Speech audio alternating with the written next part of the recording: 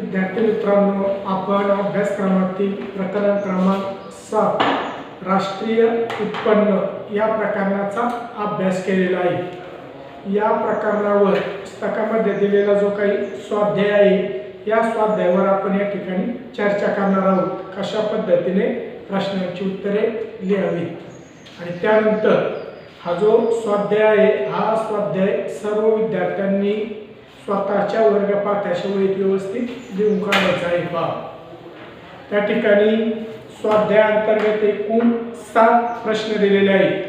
प्रकरण क्रमांक 7 राष्ट्रीय उत्पन्न या प्रकरणावरील स्वाध्याय अंतर्गत एकूण 7 प्रश्न दिलेले आहेत। त्यापैकी पहिला प्रश्न आहे योग्य पर्याय निवडून विधाने पूर्ण करा। या ठिकाणी मी ब्लॅकबोर्डवर प्रश्न लिहिलेला आहे आणि संबंधित प्रश्नामध्ये जे काही विधाने दिलेले आहेत प्रत्येक विधानाचं योग्य उत्तर कोणतं आहे ते देखील या ठिकाणी मी लिहिलेलं आहे। 1 ते 4 प्रश्नांची माहिती या ठिकाणी समोर मांडलेली आहे। उत्तरे पहिला प्रश्न कोणता आहे तर या ठिकाणी योग्य पर्याय निवडून विधाने पूर्ण करा। एकूण 3 विधाने दिलेली आहेत। त्यातील पहिलं विधान राष्ट्रीय उत्पन्नाची गणना करताना फक्त अंतिम वस्तू व सेवांचे मूल्य समाविष्ट होते, कारण त्याची कारण दिलेली आहेत 4। अ कारण आहे गणना करणे सोपे होते, ब दुहेरी मोजमाप टाळले जाते, क देशातील लोकांचे महत्तम कल्याण साधले जाते आणि ड राष्ट्राच्या एकूण आर्थिक कामगिरीचे मूल्यमापन केले जाते। त्यापैकी त्याचा योग्य पर्याय आहे पर्याय क्रमांक ब दुहेरी मापन टाळणे। तर काय विधान होतं म्हणतात राष्ट्रीय उत्पन्नाची गणना करताना फक्त अंतिम वस्तू व सेवांचे मूल्य समाविष्ट होते, कारण दुहेरी मोजमाप टाळले जाते। अशा पद्धतीने तुम्ही संबंधित विधान सविस्तर लिहायचे उत्तरासह। नंतर दुसरा विधान निव्वळ देशांतर्गत उत्पादनाचे मापन करण्याची पद्धत खालीलप्रमाणे आहे। अ स्थूल राष्ट्रीय उत्पादनातून घसारा मूल्य वजा करणे, ब स्थूल देशांतर्गत उत्पादनातून घसारा वजा करणे, क स्थूल देशांतर्गत उत्पादनात घसाऱ्याचा समावेश करणे आणि ड स्थूल राष्ट्रीय उत्पादनात घसाऱ्याचा समावेश करणे। तर यातील योग्य पर्याय आहे पर्याय ब स्थूल देशांतर्गत उत्पादनातून घसारा वजा करणे। काय विधान होतं या ठिकाणी म्हणतात निव्वळ देशांतर्गत उत्पादनाचे मापन करण्याची पद्धत खालीलप्रमाणे आहे। पद्धत आहे स्थूल देशांतर्गत उत्पादनातून घसारा वजा करणे। नंतर तिसरं विधान या प्रश्नांतर्गत भारतात राष्ट्रीय उत्पन्नाची गणना करताना या पद्धतीचा वापर केला जातो। अ उत्पादन पद्धत, ब उत्पन्न पद्धती, क खर्च पद्धती आणि ड उत्पादन पद्धती आणि उत्पन्न पद्धती यांचे एकत्रीकरण। तर त्याचं उत्तर आहे तिसऱ्या विधानाचं पर्याय ड उत्पादन पद्धती व उत्पन्न पद्धतीचे एकत्रीकरण। या ठिकाणी पूर्ण विधान काय होईल भारतात राष्ट्रीय उत्पन्नाची गणना करताना या पद्धतीचा वापर केला जातो। समोर द्यायचंय उत्पादन पद्धती आणि उत्पन्न पद्धतीचे एकत्रीकरण। या पद्धतीने पहिला प्रश्न वस्तुनिष्ठ स्वरूपाचा आहे। एकूण 3 विधाने दिलेली आहेत। त्या 3 विधानांची या पद्धतीने उत्तरे त्या ठिकाणी लिहायची आहेत। दिलेलं विधान द्यायचं आणि समोर त्याचं उत्तर घ्यायचंय।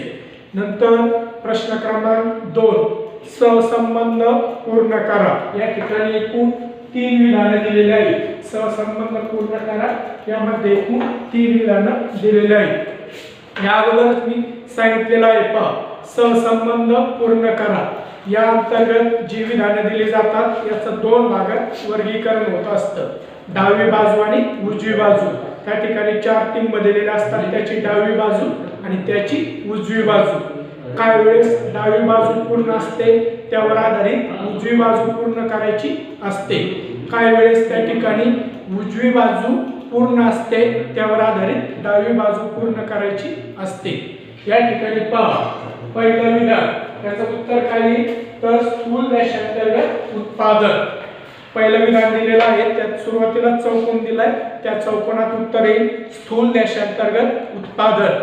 त्याचा संबंध पुढे काय सांगितलेला आहे, उपभोग खर्च अधिक गुंतवणूक खर्च अधिक सरकारी खर्च अधिक कंसात निर्यात वजा आयात. आणि विधानाची जी उजवी बाजू आहे, ही उजवी बाजू या ठिकाणी पूर्णपणे दिलेली होती स्थूल राष्ट्रीय उत्पादन.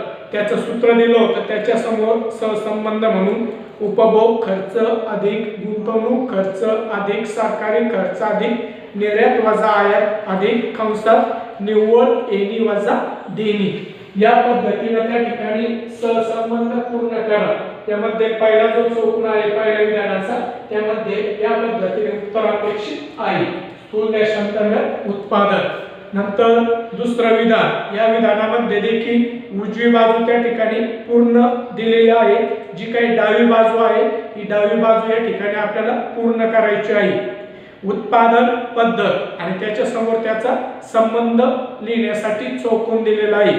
तर त्या चौकोनामध्ये काय उत्तर लिहायचं आहे, माल साठा पद्धत. उजव्या बाजूला काय दिलेलं होतं, उत्पन्न पद्धत, त्याचा संबंध सांगितला होता घटक पद्धती. उत्पादन पद्धतीलाच पर्याय शब्द वापरला जातो घटक पद्धती, आणि उत्पादन पद्धतीला पर्याय शब्द आहे माल साठा पद्धत. म्हणून दिलेल्या चौकोनात उत्तर घ्यायचंय माल साठा पद्धत. नंतर विधान क्रमांक 3, यामध्ये त्या ठिकाणी डावी बाजू पूर्ण आहे विधानाची आणि उजवी बाजू त्या आधारे पूर्ण करायची. जे काही 4 टीम दिलेले आहेत त्याची डावी बाजू पूर्ण आहे. तात्विक अडचण, त्यासमोर त्याचं सहसंबंध सांगितलेला आहे हस्तांतरित देणी, आणि त्यावर आधारित उजवी बाजू पूर्ण करायची आहे. चौकोन दिलेला आहे आणि त्याच्या समोर त्याचा सहसंबंध सांगितलेला आहे मालाच्या साठ्याचे मूल्य. तर त्या ठिकाणी उत्तर येईल व्यावहारिक अडचण. उत्तर येईल त्या ठिकाणी व्यावहारिक अडचणी. त्या ठिकाणी प्रामुख्याने तात्विक अडचण दिली ती हस्तांतरित देणी, माल साठ्याचे मूल्य ही व्यावहारिक स्वरूपाची अडचण असलेली आपल्याला दिसून येते. या पद्धतीने दुसरा प्रश्न याची या पद्धतीने उत्तर लिहिणं गरजेचे आहे. सविस्तर त्या ठिकाणी विधान लिहायचे, योग्य उत्तर या पद्धतीने लिहिणं अपेक्षित आहे. पहिला प्रश्न ऑब्जेक्टिव्ह स्वरूपाचाच आहे, दुसरा ऑब्जेक्टिव्ह स्वरूपाचा आहे, आणि स्वाध्यायामध्ये दिलेला जो तिसरा प्रश्न आहे हा देखील त्या ठिकाणी ऑब्जेक्टिव्ह स्वरूपाचाच आहे. प्रश्न 3, योग्य पर्याय निवडा. त्यात एकच विधान दिलेलं आहे, चुकीची जोडी शोधा. चुकीची जोडी शोधण्यास सांगितलेले आहे. पहा, एकूण 4 जोड्या दिलेल्या आहेत. पहिली राष्ट्रीय उत्पन्न समिती, त्याची जोडी आहे 1949. दुसरं आर्थिक वर्ष, त्याची जोडी आहे 1 एप्रिल ते 31 मार्च. तिसरं उत्पन्न पद्धत, त्याची जोडी दिलेली आहे राष्ट्रीय उत्पन्न बरोबर खंड अधिक वेतन अधिक व्याज अधिक नफा अधिक एकत्रित मिश्र उत्पन्न अधिक निव्वळ विदेशी उत्पन्न. आणि चौथं विधान खर्च पद्धत, त्याची जोडी दिलेली आहे राष्ट्रीय उत्पन्न बरोबर खंड अधिक वेतन अधिक व्याज अधिक नफा. तर या ठिकाणी चुकीची जोडी विचारलेली आहे. तर या ठिकाणी दिलेले जे पर्याय आहेत, या पर्यायामध्ये पर्याय क्रमांक 4 ड ही चुकीची जोडी असलेली आपल्याला दिसून येते. पर्याय क्रमांक 4 ड काय म्हटलेलं आहे, खर्च पद्धत, त्याची जोडी दिलेली आहे राष्ट्रीय उत्पन्न बरोबर खंड अधिक वेतन अधिक व्याज अधिक नफा. ही आपल्याला प्रामुख्याने चुकीची जोडी असलेली दिसून येते. या पद्धतीने त्याचं उत्तर लिहिणं अपेक्षित आहे. 1 2 3 वस्तुनिष्ठ प्रश्न.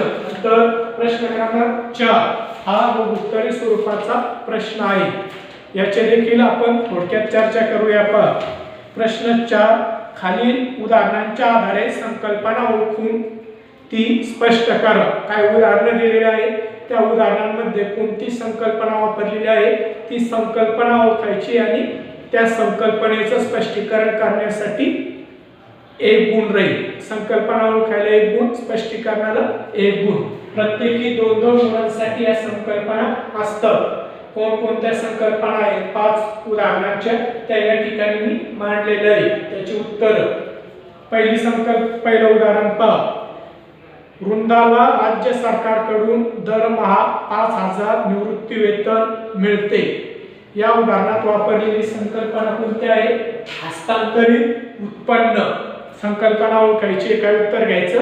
हस्तांतरित उत्पन्न, आणि त्याचं 1-2 वाक्यात स्पष्टीकरण करायचं. नंतर विधान 2, वीरूने 500 किलोग्रॅम गहू उत्पादनापैकी 100 किलोग्रॅम उत्पादन त्याच्या कुटुंबासाठी बाजूला ठेवले. या ठिकाणी वापरलेली संकल्पना आहे स्वउपभोगासाठीचे उत्पादन. कोणती संकल्पना आहे? स्वउपभोगासाठीचे उत्पादन. संकल्पना ओळखल्यानंतर त्या संकल्पनेचं थोडक्यात 2-3 वाक्यात स्पष्टीकरण करायचं. नंतर विधान 3, शीतलने तिच्या बेकरीसाठी पिठाच्या गिरणीतून गव्हाचे पीठ विकत घेतले. या ठिकाणी कोणती संकल्पना आहे? खाजगी गुंतवणूक खर्च. काय संकल्पना आहे? खाजगी गुंतवणूक खर्च. आणि त्या खाजगी गुंतवणूक खर्चाचं थोडक्यात एक्सप्लेनेशन करायचंय, 2-3 वाक्यात स्पष्टीकरण करायचे. नंतर चौथं विधान, चौथं उदाहरण आहे शोभाने देशातील 2019-20 या आर्थिक वर्षातील सर्व आर्थिक वस्तू व सेवांच्या आर्थिक मूल्यासंबंधित माहिती गोळा केली. या ठिकाणी वापरलेली संकल्पना आहे राष्ट्रीय उत्पन्नाचे उत्पादन पद्धतीने मापन. कोणती संकल्पना आहे या उदाहरणात? राष्ट्रीय उत्पन्नाचे उत्पादन पद्धतीने केलेले मापन. संकल्पना ओळखली नंतर तिचं थोडक्यात स्पष्टीकरण करायचं. आणि शेवटचं उदाहरण आहे 5वं, राजेंद्रच्या दुकानात एकूण 500 जेल पेनचा साठा आहे, ज्यात मागील आर्थिक वर्षातील 200 जेल पेनचा समावेश आहे. दिलेल्या उदाहरणात संकल्पना आहे मालसाठा. संकल्पना ओळखली नंतर त्या संकल्पनेचं थोडक्यात स्पष्टीकरण करायचे. या पद्धतीने हा चौथा प्रश्न आहे, संकल्पना ओळखून स्पष्टीकरण करणे. उत्तरात काय करायचं? अगोदर संबंधित संकल्पना मांडून घ्यायची आणि त्याचं थोडक्यात 2-2, 3-3 वाक्यात स्पष्टीकरण करायचे.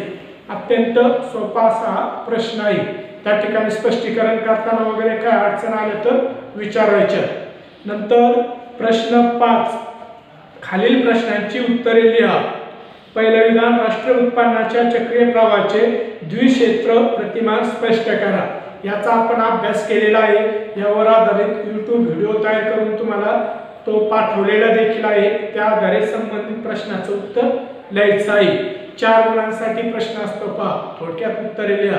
तर त्या पद्धतीने त्याचं उत्तर लिहिणं अपेक्षित आहे. नंतर दुसरं विधान आहे राष्ट्रीय उत्पन्नाचे महत्त्व स्पष्ट करा. बोर्ड परीक्षेला हा घटक वगळण्यात आलेला आहे, मात्र अंतर्गत मूल्यमापनासाठी हा घटक विचारात घेतला जाऊ शकतो. तर याचा देखील व्यवस्थित अभ्यास करून उत्तर लिहायचं आहे. नंतर राष्ट्रीय उत्पन्नाची वैशिष्ट्ये स्पष्ट करा. हा घटक देखील आपण अभ्यासलेला आहे. त्यावर आधारित संबंधित घटक समजावून घेऊन उत्तर लिहायचं आहे. चौथं विधान, हरित स्थूल राष्ट्रीय उत्पादनाची संकल्पना स्पष्ट करा. हा घटक देखील स्वयमाध्ययनासाठी ठेवण्यात आलेला आहे. त्याचा देखील त्या ठिकाणी अभ्यास करून व्यवस्थित उत्तर लिहायचं आहे. नंतर प्रश्न 6, खालील विधानांशी आपण सहमत आहात की नाही ते सकारण स्पष्ट करा. पहिलं विधान, राष्ट्रीय उत्पन्नाची गणना करताना अनेक तात्विक अडचणी येतात. या प्रश्नाच्या उत्तराची सुरुवात कशी करायची? दिलेल्या विधानाशी मी सहमत आहे. राष्ट्रीय उत्पन्नाची गणना करताना अनेक अडचणी येतात. नंतर त्याचं स्पष्टीकरण करायचं. थोडक्यात 3 ते 4 तात्विक अडचणी लिहायच्या स्पष्टीकरणामध्ये. पुढील प्रमाणे तात्विक अडचणी येतात, 3 ते 4 अडचणी त्या ठिकाणी लिहायच्या आहेत. नंतर दुसरं विधान आहे, दुहेरी गणना टाळण्यासाठी राष्ट्रीय उत्पन्न मोजताना उत्पादन पद्धतीतील मूल्यवर्धित पद्धतीचा वापर केला जातो. या ठिकाणी देखील काय उत्तर येईल? उत्तराचं पहिलं वाक्य, दिलेल्या विधानाशी मी सहमत आहे, आणि नंतर त्याचं स्पष्टीकरण करायचं. राष्ट्रीय उत्पन्न मोजण्याची उत्पादन पद्धतीमध्ये वापरलेली जी काही मूल्यवर्धित पद्धती आहे याचं स्पष्टीकरण करायचं. नंतर प्रश्न 7, सविस्तर उत्तरे लिहा. 8 गुणांसाठी हे प्रश्न असतात. त्यात पहिला प्रश्न आहे, राष्ट्रीय उत्पन्नाच्या मापनात येणाऱ्या व्यावहारिक अडचणी स्पष्ट करा. आपण हा घटक देखील विचारात घेतलेला आहे। पहा एकूण 8 अडचणी आपण अभ्यासलेल्या आहेत राष्ट्रीय उत्पन्न मोजताना येणाऱ्या व्यावहारिक अडचणी। तर सर्वांनी मुद्देसूदरित्या संबंधित अडचणी लिहून काढायच्या आहेत स्पष्टीकरणासह। दुसरा प्रश्न आहे राष्ट्रीय उत्पन्न मापनाच्या उत्पादन पद्धती आणि खर्च पद्धती स्पष्ट करा। काय केलं या ठिकाणी राष्ट्रीय उत्पन्न मोजण्याच्या ज्या 3 पद्धती आहेत त्यातील 2 पद्धती विचारलेल्या आहेत। पहा उत्पन्न पद्धती आणि खर्च पद्धती या पद्धतीचा देखील आपण सविस्तर अभ्यास केलाय। याचं उत्तर लिहिताना देखील फारशी अडचण येणार नाही आणि जर काय अडचणी आल्या तर मला विचारायचे। पहा अशा पद्धतीनं प्रकरण क्रमांक 7 राष्ट्रीय उत्पन्न या प्रकरणामध्ये जो काय स्वाध्याय आहे हा स्वाध्याय व्यवस्थित वर्गपाठाच्या वेळी लिहून काढा। स्वाध्याय लिहिताना काय अडचणी आल्या उत्तरी प्रश्न दीर्घोत्तरी प्रश्न सोडवताना तर मला विचारायचे। ठीक आहे या ठिकाणी आपण थांबूया। धन्यवाद।